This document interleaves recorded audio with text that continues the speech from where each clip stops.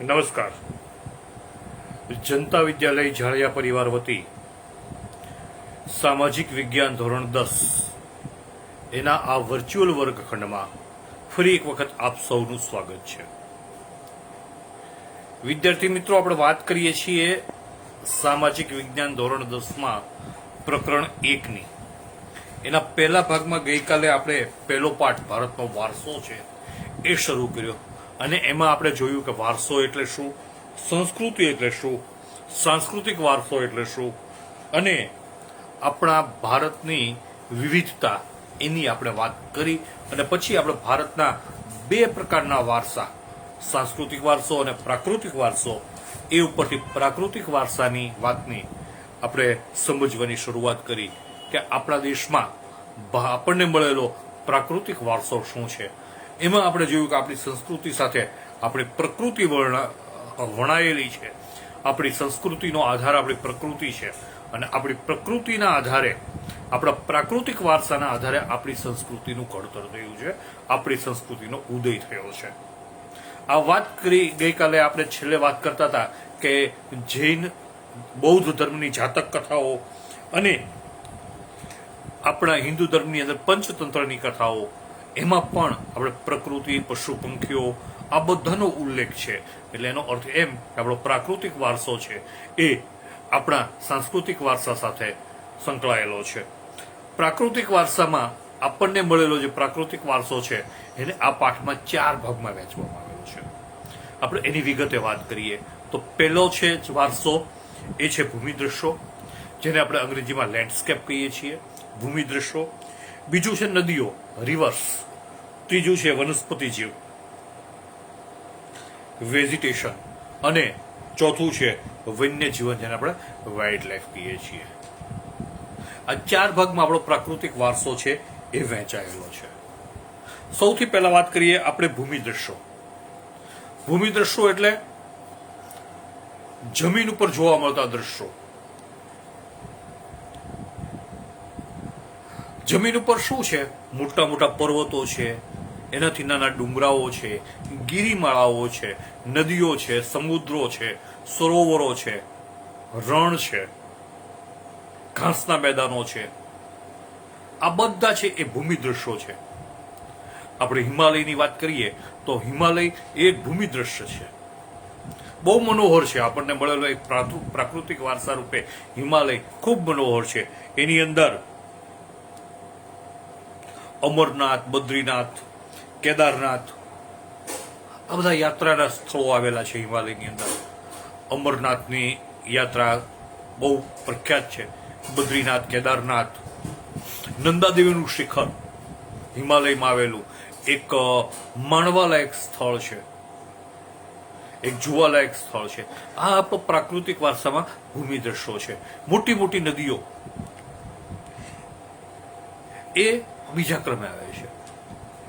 પહેલામાં આપણે જોઈએ છીએ કે ભૂમિ આકારોના અનેક દ્રશ્યો, જે ભૂમિ દ્રશ્યો છે, એ જે લેન્ડસ્કેપ છે એ આપણે જોઈએ છીએ. આ હિમાલય છે અને બીજા પર્વતો છે, ગિરિમાળાઓ છે, એ કેટલાક વૃક્ષોથી લદાયેલા છે, કેટલાક બરફથી લદાયેલા છે.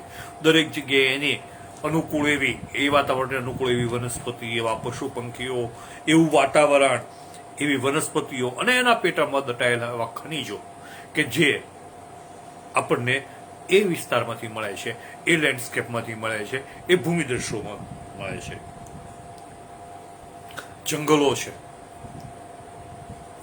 કેટલા મોટા મોટા. આપણે ગીરનું જંગલ તો હવે પાકું થઈ ગયું છે, પણ ખૂબ બધા તરાઈના જંગલો જેવા મોટા મોટા જંગલો એ પણ આપણને આ ભૂમિદ્રશ્યોમાં જોવા મળે છે. આ હિમાલય છે એના બરફના ઓગળવાના કારણે હિમાલયના મૂળમાંથી ઘણી બધી નદીઓ નીકળે છે, જે આપણા પ્રાકૃતિક વારસામાં આપણે બીજા મુદ્દામાં જોઈએ છીએ. તો પ્રાચીન કાળથી આપણે જોઈએ છીએ કે નદીઓ છે એ તો સંસ્કૃતિની પોષક છે. આપણી સંસ્કૃતિ જ સિંધુ ખીણની સંસ્કૃતિ કહેવાય છે. સિંધુ નદીના કિનારે વિકસેલી છે અને આવી ઘણી બધી નદીઓ કે જેના કિનારે વિશ્વમાં પણ સંસ્કૃતિઓ વિકસી છે. નાઇલની સંસ્કૃતિ, એની જેમ આ સિંધુ ખીણની સંસ્કૃતિ સિવાય ગંગા જે અમરકંટકમાંથી નીકળી અને છેક આપણા ગુજરાત સુધી આવે છે, એ જેની ઉપર આપણો સરસ મજાનો સરદાર સરોવર નામનો ડેમ છે, એ ગંગા, યમુના, સરસ્વતી, જેના કિનારે તાજમહેલ આવ્યો છે, યમુના, સરસ્વતી જે પેટાળમાં સમાઈ ગઈ છે, નર્મદા, ગોદાવરી, કૃષ્ણા, કાવેરી, આ બધી નદીઓ છે એ આપણા લોકજીવન ઉપર, આપણી સંસ્કૃતિ ઉપર આ બધી નદીઓની પણ ગાઢ અસર છે. નર્મદાને આપણે માતા કહીએ છીએ. એમ કહેવાય છે કે નર્મદાનું ફક્ત ગંગામાં સ્નાન કરવાથી પણ, નર્મદામાં તો ફક્ત નર્મદાનું દર્શન કરવાથી પણ આપણે પાવન થઈ જઈએ છીએ, એવી આપણા ધર્મ ગ્રંથોની અંદર એ લખાણ છે, આપણા ગ્રંથોની અંદર એવી માન્યતા છે આપણા ધર્મમાં. આ નદીઓ આપણને પીવાનું અને વપરાશનું પાણી પૂરું પાડે છે. એમાંથી આપણે સિંચાઈ કરીએ છીએ, આપણે ખેતી કરીએ છીએ, એમાંથી આપણે વીજળી ઉત્પન્ન કરીએ છીએ, જળમાર્ગ તરીકે પણ આપણે આ બધી નદીઓનો ઉપયોગ કરીએ છીએ. આમ આપણે અનેક જરૂરિયાતો છે એને આ આપણો પ્રાકૃતિક વારસો જે નદીઓ છે એ સંતોષે છે, આપણી અનેક જરૂરિયાતોને એ સંતોષે છે. પાણીની જરૂર માણસને ક્યાં નથી પડતી? એક મકાન બનાવવામાં, મકાનને લીપણ કરવામાં, વાસણો, પેલા જૂના જમાનામાં આપણે માટીના વાસણો બનાવતા, માટીના રમકડા બનાવતા, એ દરેક જગ્યાએ આપણને, અને અત્યારે તો ઉદ્યોગો માટે પણ પાણીની ખૂબ જરૂર છે, અને એ પાણી છે એ આપણને આ નદીઓ પૂરી પાડે છે. એટલે પુરાતન કાળમાં પણ આપણને નદીઓની આટલી જ જરૂર હતી, અર્વાચીન કાળમાં પણ, પ્રાચીન કાળમાં જેટલી હતી એટલી જ આપણને નદીઓની જરૂર છે. આમ નદીઓએ ભારતીય પ્રજાના જીવનને સમૃદ્ધ બનાવ્યું છે. પ્રાચીન કાળથી આપણે જે બધી નદીઓના હમણાં મેં નામ લીધા, સિંધુ, ગંગા, યમુના, જમના, સરસ્વતી, ગોદાવરી, કૃષ્ણા, કાવેરી, આ બધી નદીઓ છે એના કિનારા છે, એની ઉપર સૂર્યોદય અને સૂર્યાસ્ત વખતે ખૂબ મનોહર દૃશ્યો ઉભા થાય છે. ભરપૂર સૌંદર્ય ત્યાં જોવા મળે છે. ત્યાં કલા અને કૌશલ્યનો પણ વિકાસ થાય છે. આમ આપણે જેને લોકમાતા કહીએ છીએ એવી નદીઓ પણ આપણા પ્રાકૃતિક જીવનનો એક અંશ છે, આપણો પ્રાકૃતિક વારસો છે. ત્રીજા ક્રમે આપણે વાત કરીએ વનસ્પતિ જીવનની.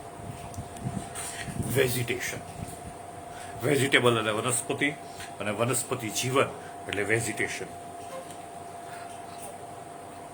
આપણી સંસ્કૃતિએ, ભારતીય સંસ્કૃતિએ, આપણો દેશ એ આપણે ખેતી પ્રધાન દેશ રહ્યો છે, અને આપણો દેશ છે, આપણી પ્રજા છે, પર્યાવરણ પ્રેમી પ્રજા રહી છે. આપણો વૃક્ષ પ્રેમ છે એ ખૂબ જાણીતો છે. આપણે વૃક્ષોની પૂજા પણ કરીએ છીએ. આપણી સંસ્કૃતિમાં આપણે તુલસી, વડ, પીપળો, નાગરવેલ, આ બધી જે વનસ્પતિઓ છે એને પવિત્ર માનીએ છીએ અને એની પૂજા પણ કરીએ છીએ. આ પ્રત્યે આપણે આપણી પૂજાની અંદર ભગવાનને પુષ્પો ચડાવીએ છીએ, સારા કામમાં તોરણો બાંધીએ છીએ વનસ્પતિના, અને એવી જ રીતે આપણે આપણા આયુર્વેદમાં પણ દવા તરીકે વનસ્પતિનો ઉપયોગ કરીએ છીએ. આ બધું આપણને વનસ્પતિ પ્રત્યેનો આપણો પ્રેમ, આદર એ બતાવે છે.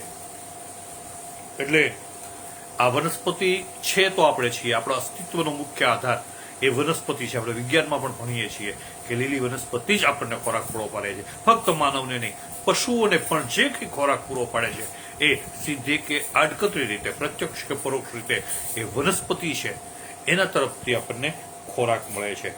આપણે હમણાં તમને વાત કરીએ એમ વડ, પીપળો, તુલસી એ વગેરેની પૂજા કરીએ છીએ, એને ધૂપદીપ કરીએ છીએ. વડ સાવિત્રી વ્રતમાં બહેનો વડલાની પૂજા કરે છે. અનાજ, કઠોળ, ધન ધાન્યથી લહેરાતા ખેતરો, વન સમૃદ્ધિથી ભરેલા જંગલો અને ઔષધિઓથી ભરેલા છોડવાઓ, એ આ જંગલોમાંથી આપણને ભરપૂર ઔષધિઓ પણ મળે છે. અને આ બધાથી પ્રાચીન કાળથી વનસ્પતિના કારણે આપણો પ્રાકૃતિક વારસો છે એ મજબૂત બન્યો છે, આપણા જીવનને એને સમૃદ્ધ બનાવ્યું છે. આપણે વાત કરીએ એ આપણા ચિકિત્સા શાસ્ત્રની, આપણા આયુર્વેદની, તો એમાં પણ હરડે, આંબળા, બેડા, કુવારપાઠું, અરડુસી, લીમડો, આ વગેરેની આવા તો ઘણા બધા નામ છે કે જેનો આપણે ઔષધો તરીકે ઉપયોગ કરીએ છીએ. પુષ્પો છે જેનો આપણે સુશોભનમાં ઉપયોગ કરીએ છીએ, સુવાસ માટે ઉપયોગ કરીએ છીએ. આ બધી વનસ્પતિઓએ આપણા જીવનને સમૃદ્ધ બનાવ્યું છે. આપણા ધાર્મિક જીવન ઉપર પણ, આપણી આધ્યાત્મિકતા ઉપર પણ આ વનસ્પતિનો મોટો પ્રભાવ છે. તો આપણે પ્રાકૃતિક વારસામાં વાત કરી ભૂમિ દ્રશ્યોની, લેન્ડસ્કેપની, નદીઓની, વનસ્પતિ જીવનની, સાથે સાથે આપણે વાત કરવાની છે વન્ય જીવનની, વાઇલ્ડ લાઈફ. આપણા દેશમાં ગાઢા જંગલો આવેલા છે. આપણે ગુજરાતમાં ડાંગનું જંગલ છે, ગીરનું જંગલ છે. આવી જ રીતે આખા ભારતમાં જોઈએ તો ઘણા બધા જુદા જુદા જંગલો છે. અને જંગલોની અંદર આપણો દેશ, આપણા દેશના નાગરિકો, ભારતીયો એ પ્રકૃતિ પ્રેમી હોવાથી, પર્યાવરણ પ્રેમી હોવાથી આપણે જેટલું જતન નદીઓનું કરીએ છીએ, વૃક્ષોનું કરીએ છીએ, એટલું જ જતન આપણે વન્ય પ્રાણીઓનું પણ કરીએ છીએ. એટલે આપણા દેશમાં વિવિધતા ધરાવતા વન્ય પ્રાણીઓ જોવા મળે છે. મોટા મોટા મહાકાય હાથીથી માંડી અને વાઘ, સિંહ, રીંછ, દીપડા, ગેંડા, શિયાળ, હરણ, રોજ, મગર, સાબર, સસલા, અનેક પ્રકારના સજીવો, પ્રાણીઓ છે એ વન્ય જીવનમાં આપણને જોવા મળે છે. આપણા ગુજરાતની અંદર એ એશિયાટિક સિંહ, લાયન એ માત્ર આખા વિશ્વમાં ફક્ત ગુજરાતના ગીરના જંગલમાં જોવા મળે છે. આપણી ધાર્મિક માન્યતા પ્રમાણે પણ આપણે કેટલાક પ્રાણીઓની પૂજા પણ કરીએ છીએ. આપણા દેવ દેવીઓના વાહનો તરીકે પણ આપણે આ વન્ય જીવનને સમાવેલા છે. માતા અંબાજીના વાહન તરીકે સિંહ છે. એવી રીતે સરસ્વતીના વાહન તરીકે મોર છે. એવી રીતે મગર, ગરુડ, વિષ્ણુનું વાહન છે એ ગરુડ છે. આ રીતે આપણે એમને આપણા સંસ્કૃત આધ્યાત્મિક જગતમાં પણ, આપણા ધર્મમાં પણ, આપણા દેવી દેવતાઓ સાથે પણ આપણે આ પશુ પક્ષીઓને સાંકળ્યા છે. આપણી રાષ્ટ્રીય મુદ્રામાં, ભારતની જે રાષ્ટ્રીય મુદ્રા છે એમાં આપણે 4 સિંહની આકૃતિને લીધેલી છે. આપણા રાષ્ટ્રીય પક્ષી તરીકે આપણે મોરને પસંદ કરેલો છે. ઘોડો, હાથી, બળદની આકૃતિ, આ બધું આપણા રાષ્ટ્ર ચિહ્નની અંદર છે. આમ આપણા પ્રાકૃતિક વારસામાં આપણે આ 4 મુદ્દાઓ છે એ યાદ રાખવાના છે કે જેને આપણા પ્રાકૃતિક વારસાને મજબૂત બનાવ્યો છે. ફરી વખત કહું છું, આ 4 મુદ્દાઓ છે ભૂમિ દ્રશ્યો, જેને લેન્ડસ્કેપ કહીએ છીએ, નદીઓ, પછી વનસ્પતિ જીવન અને પ્રાણી જીવન, વન્ય જીવન. આ 4 એ આપણા પ્રાકૃતિક વારસાના જુદા જુદા અંગો છે. હવે આપણે વાત કરવી છે આપણા સાંસ્કૃતિક વારસાની, જે આપણને મળ્યો છે. ભારતે તો જગતને સાંસ્કૃતિક વારસો આપ્યો છે. દુનિયાના દેશોને આપણી કલા, આપણું સાહિત્ય અને આપણો સાંસ્કૃતિક વારસો, એ સમૃદ્ધ સાંસ્કૃતિક વારસો આપણે જગતને ભેટ આપી છે. સાંસ્કૃતિક વારસો એ માનવ સર્જિત છે. આપણે આગળ જે પ્રાકૃતિક વારસો લીધો એ તો કુદરત સર્જિત છે, પણ સાંસ્કૃતિક વારસો છે એ તો માનવ સર્જિત છે. કારણ કે માનવીએ પોતાની આવડતથી, પોતાની કુનેહથી, પોતાના બુદ્ધિ ચાતુર્યથી અને પોતાની અંદર રહેલી કલા અને કૌશલ્ય દ્વારા જે કંઈ પ્રાપ્ત કર્યું છે, કે સર્જન કર્યું છે, એ સાંસ્કૃતિક વારસો છે. તમને મિત્રો પૂછે કે સાંસ્કૃતિક વારસો એટલે શું, તો એનો સીધો સાદો જવાબ છે કે માનવીએ પોતાનો કુનેહ, બુદ્ધિ ચાતુર્ય, આવડત અને કલા કૌશલ્ય દ્વારા જે કંઈ પ્રાપ્ત કર્યું છે, કે સર્જન કર્યું છે, એને એનો સાંસ્કૃતિક વારસો કહેવાય. આપણે મૂળ આર્યો છીએ. આર્યોથી પ્રજા, આર્ય પ્રજા છીએ. આર્યોથી શરૂ કરી અને શક, ક્ષત્રપ, કુષાણ, હુણ, ઈરાનીઓ, તુર્ક, આરબો, મુગલો, પારસીઓ, અંગ્રેજો, ફ્રેન્ચ, આ બધી પ્રજાતિઓ ભારતમાં આવી. સૌ પહેલા આર્યો આવ્યા હિન્દુ કુશની પર્વતમાળાને ઓળંગીને. ત્યાર પછી અનેક પ્રકારની પ્રજાઓ કે જેને અહીંયા તમને હું નામ બોલું છું એ છે. પછી આર્યો પછી આવ્યા શકો, પછી ક્ષત્રપ, કુષાણ. આ બધી માણસોની જાતિના નામ છે, પ્રજાતિના નામ છે. તો આર્યો, પછી શકો, ક્ષત્રપ, કુષાણ, હુણ, ઈરાનીઓ, તુર્કો, અને પછી આપણે જાણીએ છીએ આરબો, મુગલો, પારસીઓ અને છેલ્લે અંગ્રેજો, ફ્રેન્ચો. આ બધા ભારતમાં આવ્યા અને આ બધાના વચ્ચેના થયેલા આદાન પ્રદાનથી કંઈક એનું લીધું, કંઈક એને આપ્યું. આ બધા સંસ્કૃતિના આદાન પ્રદાનથી ભારતની સંસ્કૃતિ છે એ સમૃદ્ધ થઈ. પ્રાગૈતિહાસિક સમયથી, ઇતિહાસ ખૂબ અગાઉનો સમય, જેને આપણે પ્રાગૈતિહાસિક સમય કહીએ છીએ, ત્યારથી, એટલે કે આપણી સંસ્કૃતિ છે 5000 વર્ષ જૂની છે એવું કહેવાય. આપણી શિલ્પ સ્થાપત્યની કલા છે, સાંસ્કૃતિક વારસામાં આપણી શિલ્પ સ્થાપત્યની કલા એ લગભગ 5000 વર્ષ જૂની છે એમ માનવામાં આવે છે. એટલે આપણે વિશ્વની જુદી જુદી પ્રજાઓને ભારતીય વારસાનો અમૂલ્ય વારસો છે એ ભેટ તરીકે આપ્યો છે. આપણી સિંધુ ખીણની સંસ્કૃતિ છે 5000 વર્ષ પૂર્વેની માનવામાં આવે છે, અને સિંધુ ખીણની સંસ્કૃતિના જે અવશેષો મળ્યા છે, જે પુરાતન અવશેષો મળ્યા છે, એમાં શિલ્પકલાના સુંદર નમૂનાઓ મળ્યા છે. એટલે કહેવાય કે શિલ્પ સ્થાપત્યની કળા ને આખા મકાનો, આખા શહેરોની રચના છે એ આપણને ખોદકામમાં મળી આવી છે. તો આ સિંધુ ખીણની સંસ્કૃતિ છે એના અંદાજે 5000 વર્ષ જૂની છે.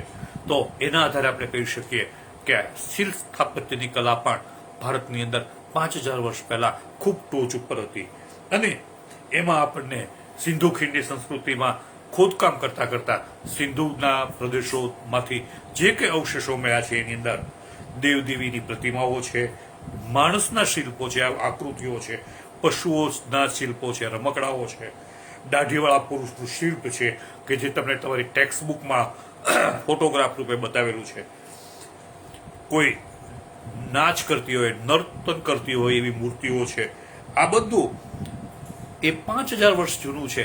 એ જોઈને આપણને લાગે કે આપણી કલા, સ્થાપત્ય કલા, આપણો આ સ્થાપત્ય કલાનો સાંસ્કૃતિક વારસો એ 5000 વર્ષ પહેલા પણ વિશ્વમાં બેજોડ હશે, ટોચ ઉપર હશે. તો આ જ ક્રમમાં પછી મૌર્ય યુગ આવ્યો. મૌર્ય યુગના અવશેષો જોઈએ તો એમાં ઊંધા કમળની આકૃતિ ઉપર સિંહ અને વૃષભ એટલે કે બળદ, સિંહ અને બળદનું શિલ્પ. બુદ્ધની એક જાણીતી આકૃતિ છે, શિલ્પ છે, પ્રજ્ઞાપારમિતા. તમને હું બતાવીશ ચાલુ ક્લાસે. એ પ્રજ્ઞાપારમિતાનું શિલ્પ સારનાથ ની ધર્મચક્ર પ્રવર્તન વાળી મહાત્મા ગૌતમ બુદ્ધની પ્રતિમા, સારનાથની મહાત્મા ગૌતમ બુદ્ધની પ્રતિમા પણ જોવાલાયક છે. એ પણ મારે તમને બતાવવાની રહેશે. એ હું તમને એના ચિત્રો છે એ તમને વોટ્સઅપના ગ્રુપમાં મૂકીશ. આ બધા જેની વાત કરું છું એ બધા શિલ્પોના ચિત્રો છે આપણી પાસે છે, એ આપણે વોટ્સઅપ ગ્રુપમાં શેર કરશું અને એ તમે જોઈ શકશો. તો તે પછી જૈનોના તીર્થંકરો જે આવ્યા 24, એ તીર્થંકરોની પ્રતિમાઓ, અજંતા ઇલોરાની ગુફાઓ કે જે આજે પણ હયાત છે મહારાષ્ટ્રની અંદર, એ બધું આપણો જે ભવ્ય સાંસ્કૃતિક વારસો હતો એ સાંસ્કૃતિક વારસાની ઝાંખી કરાવે છે. આપણા સાંસ્કૃતિક વારસામાં મંદિરો, તમે દક્ષિણ ભારતમાં જાઓ, એકથી એક વટે ચડે એવા મંદિરો, ગંગાના કિનારે જાઓ, એકથી એક ચડે એવા મંદિરો, આપણું સોમનાથનું મંદિર એ તો પછી બનેલું છે, પણ આપણું દ્વારકાનું મંદિર, દ્વારકાધીશનું મંદિર, આ બધા પુરાતન કાળના જે સ્થાપત્યો છે એ શિલાલેખો, અશોકનો શિલાલેખ જે આપણા ગુજરાતની અંદર છે, આવા અનેક મોન્યુમેન્ટ્સ કે જેને આપણે સ્થાપત્યો કહીએ છીએ, એ આવા મંદિરો, શિલાલેખો, સ્તૂપો, વિહારો કે જ્યાં બૌદ્ધ સાધુઓ અને જૈન સાધુઓ એ રહેતા હતા, પોતાનો વિહાર કરતા હતા, લાંબો સમય સુધી ત્યાં રહી શકતા હતા. એ વિહારધામો, ચૈત્યો, મકબરા કે જેને આપણે એક સાદી ભાષામાં મસ્જિદો પણ કહીએ, એ પ્રકારના મકબરા પણ ઇસ્લામ ધર્મમાં આવે છે. એ મકબરા અને મસ્જિદો, કિલ્લાઓ, રાજસ્થાનની અંદર મોટા મોટા કિલ્લાઓ છે રાજાઓના. એ કિલ્લાઓ, આપણો Lal Qila, ગુંબજો, રાજમહેલો, દરવાજાઓ, gateway of India થી માંડીને ભારતમાં આવેલા અનેક દરવાજાઓ, ઇમારતો અને આપણે ખોદીને કાઢેલા સ્થળોએથી મળેલા ઐતિહાસિક સ્મારકો, આ બધો છે એ આપણો સ્થાપત્ય કલા બતાવે છે. આપણી શિલ્પ અને સ્થાપત્ય કલામાં આપણે કેટલા અજોડ હતા, ભારતનો સાંસ્કૃતિક વારસો કેવો બેજોડ હતો, એ આ બધા ઐતિહાસિક સ્મારકો બતાવે છે. ગુજરાતમાં આવેલો સાબરમતીનો આશ્રમ, દાંડી, બારડોલી, વર્ધા, કલકત્તામાં રવિન્દ્રનાથ ટાગોરે જેની સ્થાપના કરેલી એ શાંતિ નિકેતન, દિલ્હીના બધા જાણીતા સ્થળો, આ બધું આપણા સાંસ્કૃતિક વારસાની અંદર એનો સમાવેશ થઈ શકે છે. સાંસ્કૃતિક વારસામાં આપણી શોધો, ભાષાની શોધ, ભારતની અંદર વિવિધતા ધરાવતી ભાષાઓ, શૂન્યની શોધ આર્યભટ્ટે ગુજરાત ભારતમાં થઈ, એ શૂન્યની શોધ, લિપિની શોધ. ભાષા અને લિપિ અલગ છે. ભાષા બોલાય, લિપિ છે લખાય. એ શબ્દોને ચિત્રાત્મક રૂપે લખવાની શરૂઆત, આપણું ગણિત છે એ ખૂબ મજબૂત હતું. દેશ વિદેશના લોકો, વિશ્વની અંદર આપણા ગણિતની નોંધ લેવાતી. આપણું પંચાંગ, આપણું ખગોળશાસ્ત્ર, આપણું જ્યોતિષશાસ્ત્ર, આપણું લોખંડની કલા, આપણું સાહિત્ય, આપણું ધર્મ, આપણું યુદ્ધશાસ્ત્ર, આપણી યુદ્ધ નીતિ, આપણું અર્થશાસ્ત્ર, આપણું રાજ્યશાસ્ત્ર, આપણું પ્રાણીશાસ્ત્ર, આપણું વનસ્પતિ શાસ્ત્ર, આ બધું છે.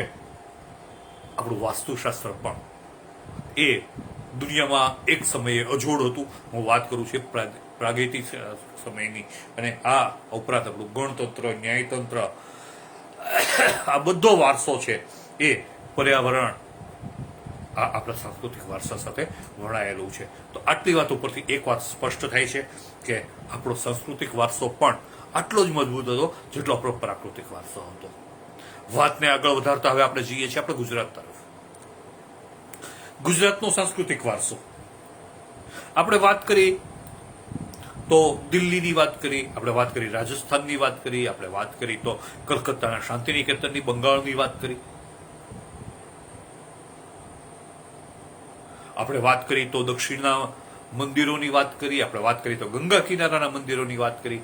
આ બધું તો આપણે ગુજરાતની બહારની વાત છે. પણ ગુજરાતનો સાંસ્કૃતિક વારસો શું છે તો એને આપણે અછડતો ખ્યાલ લઈ લઈએ તો ગુજરાત પણ એ ગુજરાતનો પ્રાકૃતિક વારસો પણ ભારતના જ પ્રાકૃતિક વારસાની જેમ ખૂબ જ મજબૂત, ખૂબ જ કિંમતી, બહુમૂલ્ય છે. એ ભારતના પણ કેટલા બધા એવા સ્થળો છે ગુજરાતના કે જેનું પૌરાણિક, પુરાતત્વીય અને સાંસ્કૃતિક મહત્વ છે.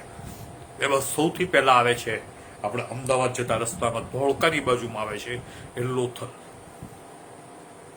ત્યાં સિંધુ ખીણની સંસ્કૃતિના અવશેષો મળી આવ્યા છે. લોથલ આખું ગામ મળી આવ્યું છે, જમીનના પેટામાં દટાયેલું, ને એનું ઉત્ખનન કરીને કાઢવામાં આવ્યું.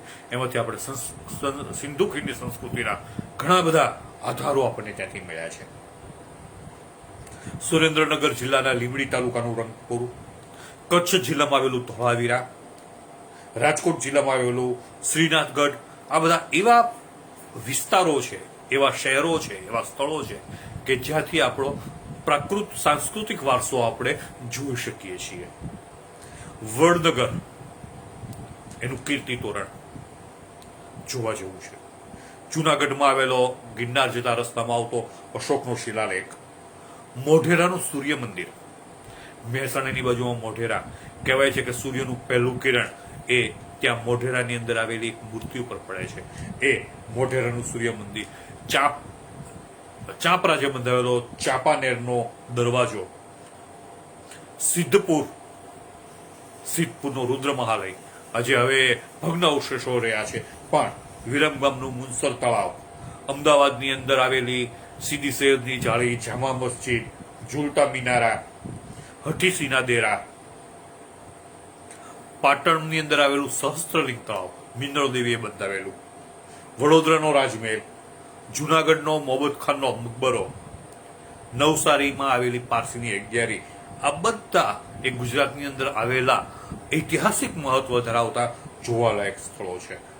ધાર્મિક મહત્વ ધરાવતા કેટલાય મંદિરો છે. એમાં આપણે વાત કરી હમણાં જ એ દ્વારકાધીશનું મંદિર. એક દ્વારકાધીશનું મંદિર છે એ જમીનના પેટાની અંદર દટાઈ ગયેલું છે. એના પણ જમીનના એટલે દરિયામાં દટાઈ ગયેલું છે, જમીનના નહીં, જેને આપણે બેટ દ્વારકા કહીએ છીએ. એ સોનાની નગરી હતી, એ જમીનના પેટામાં દટાઈ ગયેલી. અને આપણે જોઈએ છીએ આજે એ દ્વારકાધીશનું મંદિર, જગતગુરુ શંકરાચાર્યની શારદાપીઠ, જે 12 જ્યોતિર્લિંગ છે, સ્વયંભૂ પ્રગટ થયેલા લિંગ, એ જ્યોતિર્લિંગ પૈકીનું એક સોમનાથનું મંદિર. ઉત્તર ગુજરાતમાં આવેલું અંબાજી, એ પણ ઐતિહાસિક રીતે મહત્વ ધરાવતું એક ધાર્મિક સ્થળ છે. એની જ બાજુમાં આવેલું બહુચરાજીનું મંદિર, પાવાગઢ ઉપર આવેલું મહાકાળીનું મંદિર, મહેસાણા જિલ્લામાં આવેલું મીરા દાતાર, પાલીતાણાના જૈન દેરાઓ ભાવનગર જિલ્લામાં આવેલા, ડાકોરમાં આવેલું રણછોડરાયનું મંદિર અને અરવલ્લી જિલ્લામાં આવેલું શામળાજી. આ બધા આપણા ગુજરાતમાં આવેલા અગત્યના તીર્થ સ્થાનો છે. આમ ગુજરાતના જાણીતા ધાર્મિક, સામાજિક અને પ્રવાસલક્ષી સ્થળોમાં જોઈએ આપણે તો સાબરકાંઠા જિલ્લામાં પૂર્વ વિજયનગર, અમદાવાદની અંદર અમદાવાદની અંદર દર વર્ષે પતંગોત્સવ થાય છે, એ પણ માણવા જેવું હોય છે. કાંકરિયામાં કાંકરિયા કાર્નિવલના નામે એક મહોત્સવ થાય છે. વડનગરની અંદર તાનારીરી જે બે બહેનો હતી એની બહુ જાણીતી કથા છે, એ ક્યારેક આપણે વાત કરશું. એ વડનગરની અંદર તાનારીરી શાસ્ત્રીય સંગીતનો ખૂબ જ સરસ મજાનો એક મેળાવડો થાય છે, એક મહોત્સવ થાય છે એ પણ. અને મોઢેરાની અંદર એ ઉત્તરાર્ધ નૃત્યોત્સવ, કચ્છની અંદર સફેદ રણ અને એમાં થતો રણોત્સવ, આ બધા ગુજરાતના સાંસ્કૃતિક વારસાને માણવા માટેના મહોત્સવો છે, મેળાઓ છે. એની વાત પણ આપણે અત્રે યાદ કરવી જોઈએ. જૈન અને બૌદ્ધ પ્રવાસન સ્થળો પણ આપણા ગુજરાતમાં આવેલા છે, કારણ કે ગુજરાતમાં જૈન અને બૌદ્ધ ધર્મનો પણ પ્રચાર થયેલો છે. એમાં જોઈએ તો વડનગર, ત્યાર પછી તારંગા હિલ જે કહેવાય છે એ, ખંભાલીડા, જુનાગઢ, શામળાજી, કોટેશ્વર, તળાજા, ઢાંક અને ઝઘડિયા, આ દરેક સ્થળે બૌદ્ધ ધર્મની અને જૈન ધર્મની ગુફાઓ અને મંદિરો જોવા મળે છે. તળાજામાં પણ એભલ મંડપની ગુફાની સાથે સાથે જૈન ભિક્ષુકો ન કહેવાય પણ સાધકો જે હતા